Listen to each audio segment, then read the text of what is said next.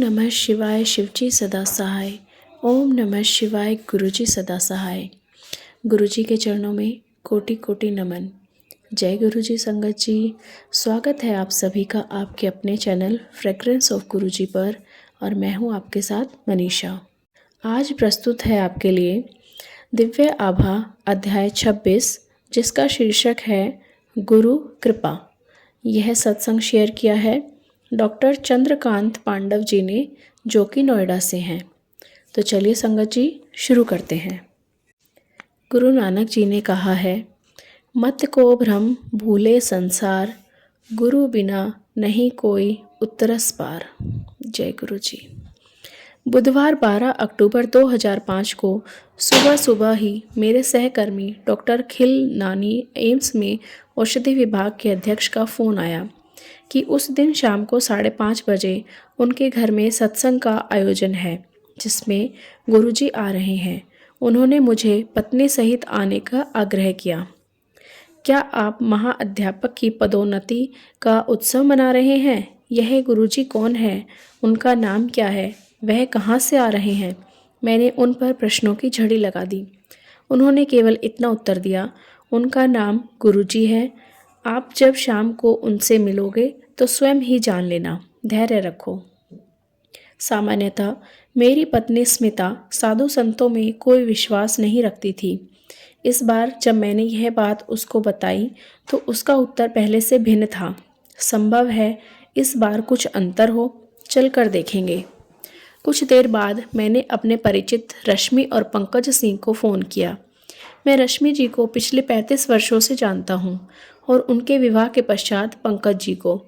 मैं उनसे पंकज जी के पिता भूतपूर्व प्रधानमंत्री श्री चंद्रशेखर, जिनको मैं स्वयं पिताजी कहकर संबोधित करता था, के स्वास्थ्य के बारे में जानना चाह रहा था। उन्होंने कहा कि वह एम्स के एक निजी कक्ष में परीक्षणों के लिए प्रविष्ट हैं। यह सुनते ही मैं सीधे उनके पास गया। वार्तालाप करते हुए उन्होंने गुरुजी से पहले दर्शन के संस्मरण सुनाए। उन्होंने यह भी बताया कि वह नियमित एम्पायर स्टेट में स्थित गुरुजी के छोटे मंदिर में जाते रहे हैं। कैसे गुरुजी ने उनके जीवन का दृष्टिकोण ही परिवर्तित कर दिया है और कैसे उनकी दया से पिताजी का स्वास्थ्य सुधर रहा है।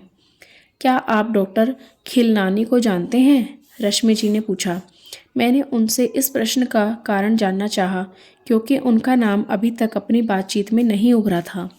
रश्मि जी ने उत्तर दिया, आज शाम को उनके यहाँ सत्संग है और हमें गुरुजी को उनके घर लाना है। मैंने आतुर होकर प्रश्न किया कि यह गुरुजी कौन है और उनका नाम क्या है। रश्मि जी ने मुझे धैर्य रखकर शाम को स्वयं ही सब जान लेने को कहा। मैं यह प्रसंग इतने विस्तार में इसलिए सुना रहा हूँ कि कार्य समय आने पर ही पूर्ण होते हैं। जब तक गुरुजी नियत ना करें उनके दर्शन संभव नहीं है। इसी कारण 2 मित्रों से गुरुजी के बारे में सुनकर यही संदेश मिला कि आकर दर्शन और आशीर्वाद ग्रहण करो। यह संपूर्ण संगत गुरुजी के दर्शन, कृपा और दया से धन्य है। इस जीवन काल में यह सुअवसर देने के लिए हम गुरुजी के अत्यंत आभारी हैं। मैंने घर आकर स्मिता को जब इस घटना चक्र के बारे में बताया तो मेरी भांति उसकी भी उत्सुकता बढ़ गई। हम अपने घर में रुक ना सके और ठीक 5 बजे डॉक्टर खिलनानी के घर पहुंच गए। वहां पर हम पहले पहुंचने वालों में थे। थोड़ी देर में रश्मि जी और पंकज जी रंगीन वस्त्र धारण किए हुए एक अति सुंदर युवक को लेकर आए। वह तेजी से चलते हुए अंदर आए और उन्हें एक अति शोभनीय कुर्सी पर आसीन किया गया। हमने अनुमान लगाया कि यही गुरुजी होंगे। जैसे हम उनके निकट पहुँचे, रश्मि जी ने मेरा और स्मिता का परिचय कराया। गुरुजी मुझे देखकर तुरंत बोले, डॉक्टर तुसी बाहर आओ। मैंने स्मिता के कान में फुसफुसाकर कहा कि चलो चलते हैं, यह हमें इधर नहीं चाहते, और हम कक्ष से बाहर जाने लगे। रश्मि जी ने तुरंत हमको वापस बुलाकर गुरुजी के कथन का अर्थ बताया। वह हमें भारत से बाहर विदेश में देख रहे हैं। विदेश में हमारा भविष्य अति उज्जवल है। चिंता मुक्त शांत भाव से हम गुरुजी के चरणों में बैठ गए। वहाँ पर 250 से 300 सत्संगी आए होंगे। उनमें से अनेक पहली बार आए थे और अधिकतर मेरे सहकर्मी थे। गुरुजी के आदेश पर पुराने अनुयायी अपने अनुभव बता रहे थे।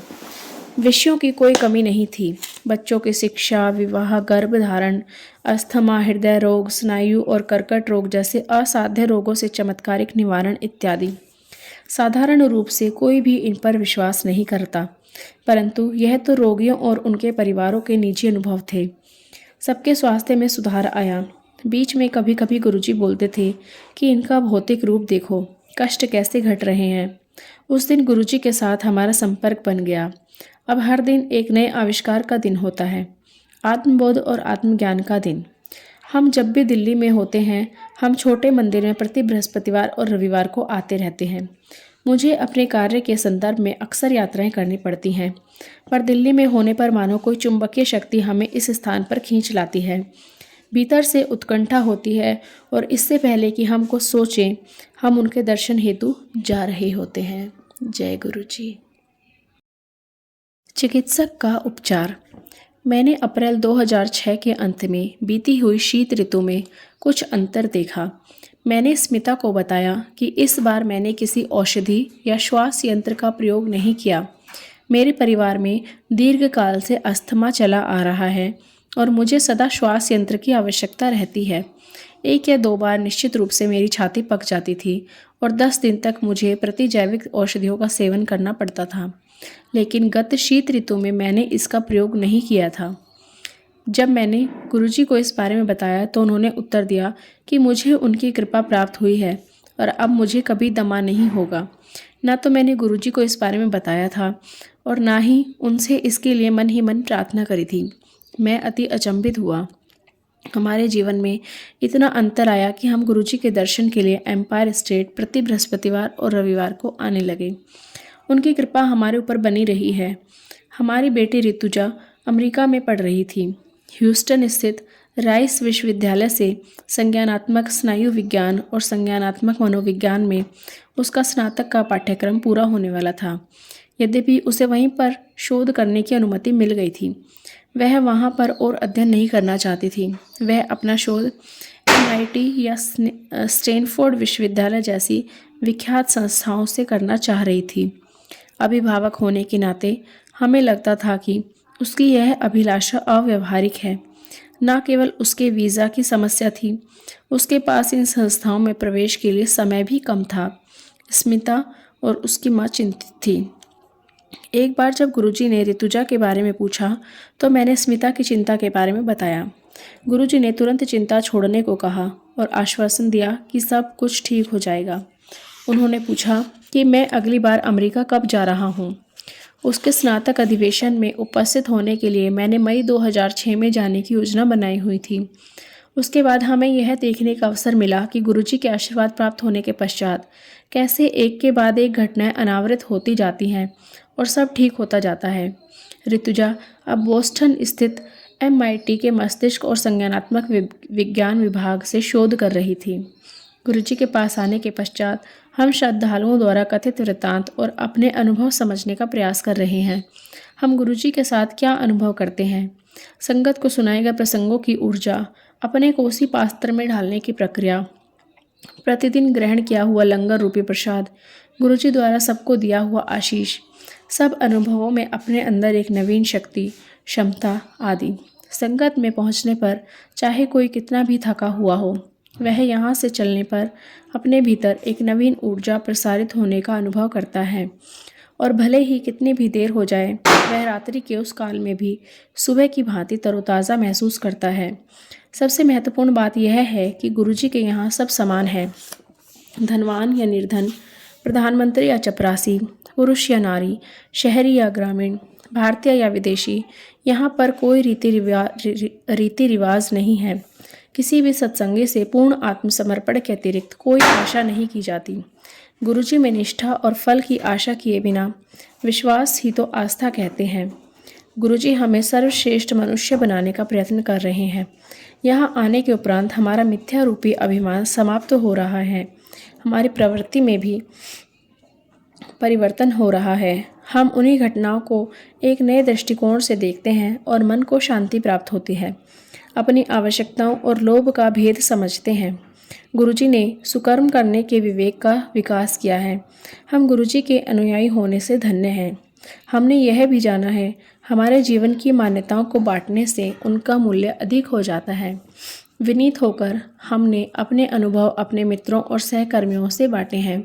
हमारी जीवन यात्रा चल रही है और इसके लिए हमारे ऊपर गुरु कृपा है। उसके लिए हम उनके अति आभारी हैं। जय गुरु जी, शुक्राना गुरु जी, अनंतम अनंतम शुक्राना गुरु जी। तो संगत जी, कैसा लगा आज का अध्याय? कमेंट करके हमें ज़रूर बताइएगा। आज आवाज़ में बीच बीच में कई बार डिस्टर्बेंस आई है, उसके लिए मैं क्षमा प्रार्थी हूँ। संगत जी, अगर आप भी अपना सत्संग हमारे साथ शेयर करना चाहते हैं तो डिस्क्रिप्शन बॉक्स में दिए गए नंबर पर या ईमेल आईडी पर आप अपना सत्संग रिकॉर्ड करके भेज सकते हैं। चलिए संगत जी, मंत्र जाप करते हैं। ओम नमः शिवाय, शिवजी सदा सहाय। ओम नमः शिवाय, गुरुजी सदा सहाय। ओम नमः शिवाय, शिवजी सदा सहाय। ओम नमः शिवाय, गुरुजी सदा सहाय। ओम नमः शिवाय, शिवजी सदा सहाय। ओम नमः शिवाय, गुरुजी सदा सहाय। जय गुरु जी, शुक्राना गुरु जी। गुरु जी अपनी कृपा का हाथ पूरी संगत पर ऐसे ही बनाए रखें। इसी आशा के साथ आज के सत्संग की समाप्ति करते हैं। जय गुरु जी, अनंतम शुक्राना गुरु जी।